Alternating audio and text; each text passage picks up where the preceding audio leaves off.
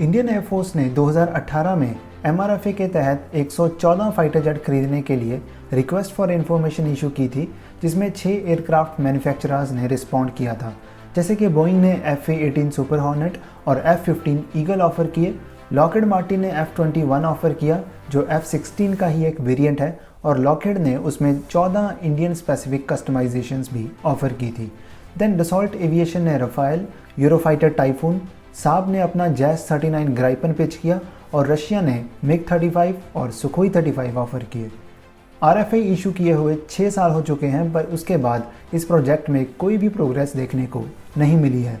अभी उम्मीद है कि कॉन्टेस्ट जल्द ही ओपन किया जाएगा, क्योंकि एक तो IF की स्क्वाड्रॉन्स हर साल कम होती जा रही हैं और दूसरा LCA Mark 1A की डिलीवरीज भी डिले हो चुकी हैं, और इसी डिले के कारण मिग 21 की रिमेनिंग 2 स्क्वाड्रॉन्स की सर्विस को भी एक्सटेंड कर दिया गया है, जिनको 2025 एंड तक फेस आउट करने का प्लान था।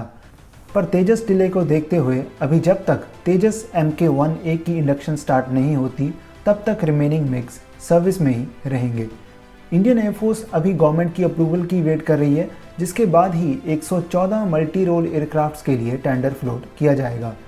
इस बिग टिकट कॉन्ट्रैक्ट में जैसे हमने बात की कि कई कंटेंडर्स हैं, पर इनमें से सबसे ज़्यादा एंथुसियाज्म स्वीडिश साब की तरफ से देखने को मिली है। साब 2018 से ही इस दौड़ में है, जब इंडियन एयरफोर्स ने पहली बार MRFA के लिए RFI इशू की थी। पिच को पिछले साल अगस्त में रिन्यू किया गया था, जब साब ने X पर एक पोस्ट में लिखा था कि IF के अपकमिंग MRFA की रिक्वेस्ट फॉर प्रपोजल के रिस्पॉन्स में साब 114 ग्राइपन ई फाइटर्स ऑफर करेगा। ग्राइपन ई इंडिया को next generation combat air capability और वर्ल्ड क्लास अवेलेबिलिटी प्रोवाइड करेगा, जिससे IF किसी भी टाइम किसी भी लोकेशन से हर तरह के थ्रेट का सामना करने में कैपेबल होगी।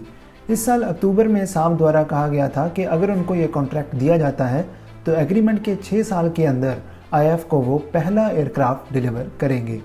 अब क्योंकि IF MRFA को मेक इन इंडिया पॉलिसी के अंडर एक्वायर करना चाहती है, जिसमें एयरक्राफ्ट्स को लाइसेंस्ड प्रोडक्शन के अंडर इंडिया में प्रोड्यूस किया जाएगा, इसको देखते हुए साब की तरफ से लोकल प्रोडक्शन भी ऑफर की गई है। साब का कहना है कि वो इंडिया में फुल स्केल प्रोडक्शन सेटअप करने के लिए रेडी हैं, जिसमें ना सिर्फ एयरफ्रेम बल्कि हर तरह के सिस्टम्स और सॉफ्टवेयर्स भी शामिल होंगे, और हम इसको एक फुली इंडिजिनस प्लेटफॉर्म बनाने के लिए तैयार हैं। ये सिंगल इंजन ग्राइपन ई इस कॉन्टेस्ट में एक मोस्ट मॉडर्न फाइटर जेट है, बट बाकी कंटेंडर्स की तरह ये एक 4.5th जनरेशन एयरक्राफ्ट है, और इंडिया, पाकिस्तान और चाइना के सामने नियर 5th जनरेशन कैपेबिलिटीज़ वाले मल्टी रोल फाइटर्स एक्वायर करना चाहता है। सो सवाल ये है कि क्या साब के जैस ग्राइपन का IF के MRFA में कोई चांस है या नहीं। IF द्वारा MRFA के लिए पहली बार RFI इशू करने के बाद से जियोपॉलिटिकल और सिक्योरिटी रियलिटीज़ काफ़ी बदल चुकी हैं। चाइना ऑलरेडी 200 से ज़्यादा 5th जनरेशन J-20 फाइटर्स को अपनी सभी 5 थिएटर कमांड्स में इंडक्ट कर चुका है, और अपनी कॉम्बैट पावर में और टीथ ऐड करने के लिए एयरक्राफ्ट्स को लगातार अपग्रेड कर रहा है। इसके अलावा चीन ने पिछले महीने कंडक्ट किए गए अपने जुहाई एयर शो में PLA एयरफोर्स के लिए एक और स्टेल्थ फाइटर J-35A को अनवील किया था।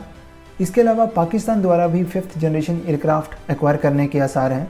पाकिस्तानी मीडिया में रीसेंट रिपोर्ट्स में ये दावा किया गया है कि पाकिस्तानी सरकार ने चीन से J-35A स्टेल्थ फाइटर्स की एक्विजिशन को मंजूरी दे दी है, और कहा जा रहा है कि एग्रीमेंट साइन होने के 24 महीनों के अंदर पाकिस्तान पहला 5th जनरेशन फाइटर रिसीव कर सकता है। अगर इन रिपोर्ट्स पर गौर किया जाए तो पाकिस्तान एयरफोर्स के पास प्रोबेबली J-35A की 2 स्क्वाड्रॉन्स होंगी, जिसमें कुल 40 एयरक्राफ्ट्स होंगे, और जब तक इंडिया का 5th जनरेशन MCA सर्विस में एंटर करेगा, तब तक PLA एयरफोर्स के पास लगभग 1000 J-20 होने के आसार हैं। इसका मतलब ये है कि इंडिया के पास लगभग 1 दशक तक कोई भी स्टेल्थ फाइटर नहीं होगा, जिससे इंडिया और उसके नेबर्स के बीच कैपेबिलिटीज़ में एक बड़ा डिफरेंस क्रिएट हो सकता है।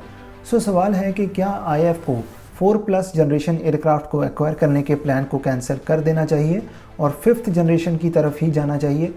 इस पर कई एक्सपर्ट्स का कहना है कि हमें मल्टी रोल फाइटर की एक्विजिशन को कैंसिल नहीं करना चाहिए। इनफैक्ट अभी जो अर्जेंट नीड है वो ये कि हमें अपनी कैपेसिटी और फाइटर स्ट्रेंथ को इंक्रीज़ करने पर ध्यान देना चाहिए। MRFA को एक्सेलरेट करने की ज़रूरत है, और साथ ही MK-1A की प्रोडक्शन को इंक्रीज़ करने और MK-2 और MCA प्रोजेक्ट्स में भी पेस लाने की ज़रूरत है।